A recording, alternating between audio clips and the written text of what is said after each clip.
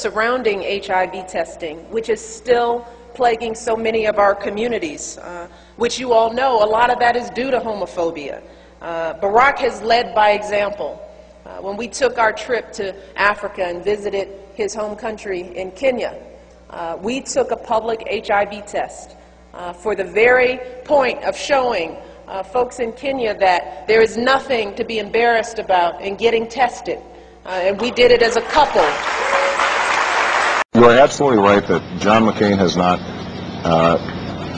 talked about my Muslim faith, and you're absolutely right that that has not come my Christian faith.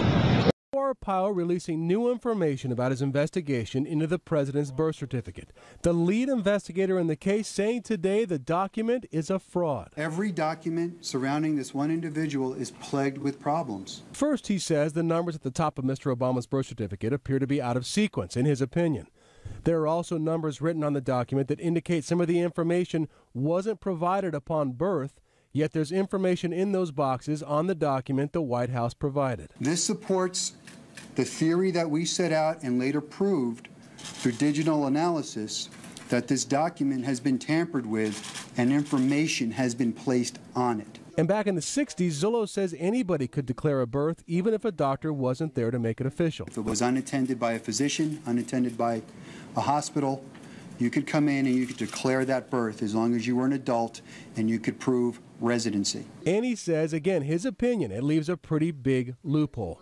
And as for the sheriff, he fires back at his critics who call his investigation nothing more than a witch hunt. This is an official investigation, official, zeroing in on possible fraud of government documents.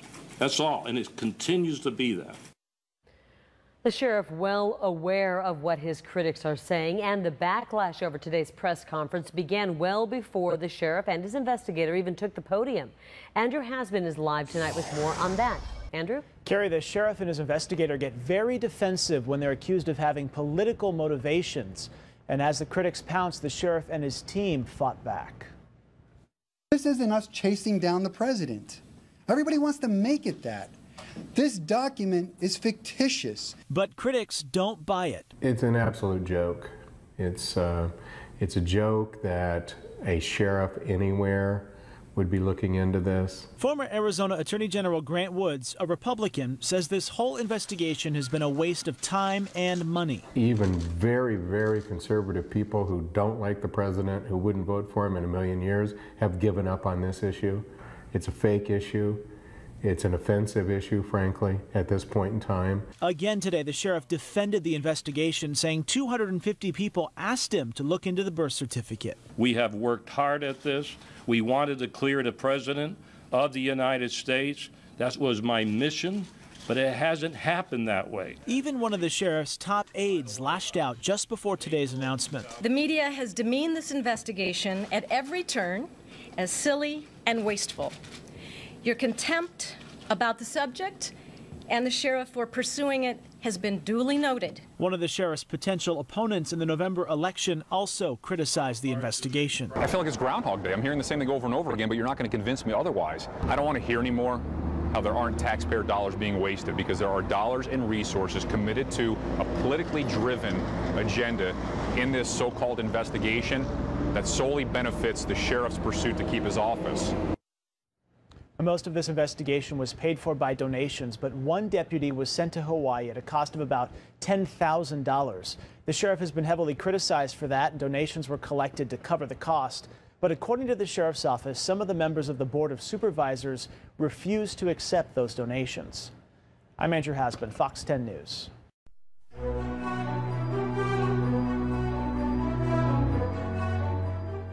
Barack has led by example. When we took our trip to Africa and visited his home country in Kenya, Excitement. What that reminded me of was our trip to Africa 2 years ago, and the level of excitement that we felt in that country, the hope that people saw just in the sheer presence of somebody like Barack Obama, a Kenyan, a black man, a man of great statesmanship who they believe could change the fate of the world. Of somebody like Barack Obama a Kenyan, a black man, somebody like Barack Obama, a Kenyan, a black man, a man. Well, listen, we want to congratulate you on Barack Obama, our new president, and you must be very proud. We are. Yes. We really are. We're also proud of the U.S. For having made history as well. Hey, one more quick question. Our President-elect Obama's birthplace over in Kenya, is that going to be a national spot to go visit where he was born? It's already an attraction. His paternal grandmother is still alive, and but his birthplace, they'll put up a marker there. It will depend on the government. It's already well known. Yeah. Do you know the? Another Obama still living in the village is Barack's grandmother, known as Mama Sarah. Senator Obama has been back only a few times. Even so, there's a strong attachment between the two of them. Barack and Nyati Dalani.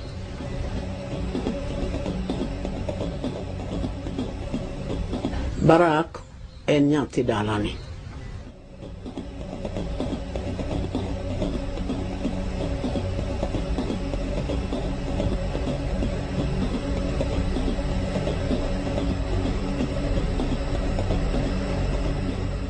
Barack and Nyati Dalani.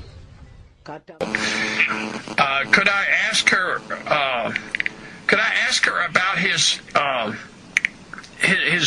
actual birthplace? I would like to see his birthplace when I come to Kenya in December. Was she present when he was? Was she present when he was born in Kenya?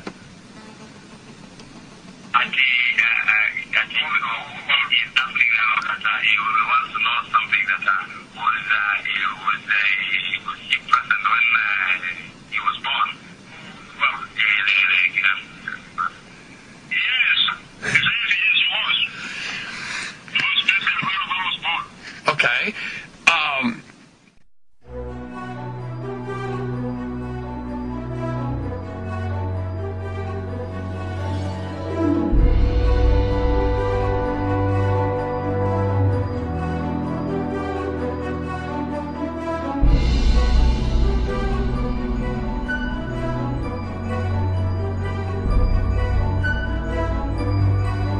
His home country in Kenya.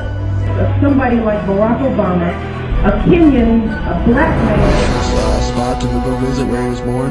It's already an attraction. But his birthplace, they'll put up a marker there? It will depend on the government. It's already well known.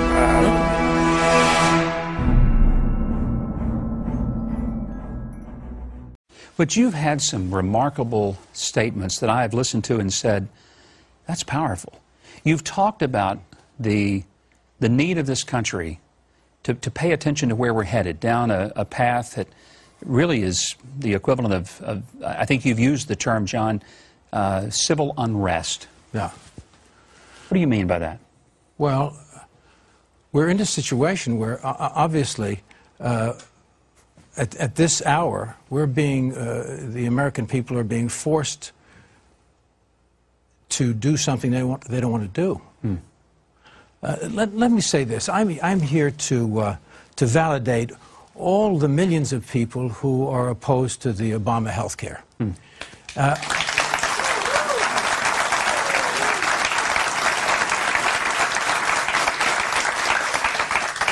We're witnessing a slow and steady takeover of our true freedoms. We're becoming a socialist nation, and Obama is causing civil unrest in this country. What's going on? Well, we see, first of all, that the stimulus package didn't work, and now we see the government taking over banks. We see the government taking over over car companies, insurance. We're being told what cars we can drive, how much we can make, and now they want to take control of our health care and tell us what doctors we can see and what treatments we can have. The people don't want this. They don't want the government into their lives in this way, and they're happy with the health care they have. But it seems that Obama has made this a personal crusade now. And if it's successful, if he brings this off, then it will be his personal triumph. He says, he keeps repeating, this is not about me, this is not about me. He says that, but as we can see, it really is about him, and he's arrogant, and he's adamant that he's going to get this passed no matter what the outcry. And he's trying everything, even the so-called God card.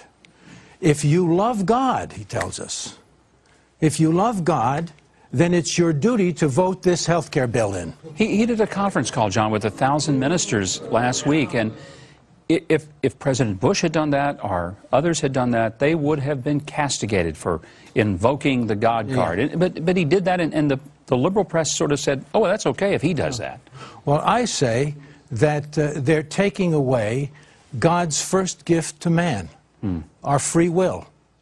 And if...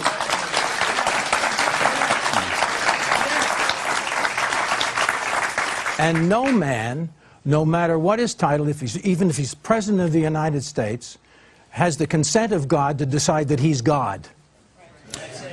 You said something to me earlier that I thought was very powerful. You quoted Thomas Sowell, who I think is one of the most brilliant minds in America today. Yes, he is. And something that he said, do you have, because I want to, you have it. Because I think it was Suddenly, very powerful. It appears.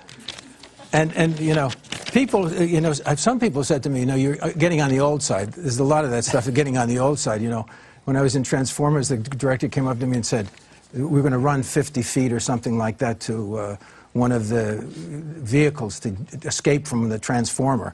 And he said, John, he was very sensitive to me. Do you think you can do this? And I said, oh my God, I'm not that bad. And of course, and they say, and people say to me, how can you read? Like, I write big. But anyway, I want to read this quote, and this is what this great man, one of the wisest of our fellows, has said, this African-American writer. What they are trying to do is create an America very unlike the America that has existed for centuries. The America that people have been attracted to by the millions from all over the world. The America that many generations of Americans have fought and died for. The thing associated with America, freedom, is precisely what must be destroyed if this is to be turned into a fundamentally different country to suit Obama's vision of the country and of himself. That is a powerful statement. Thomas Sowell, a great thinker.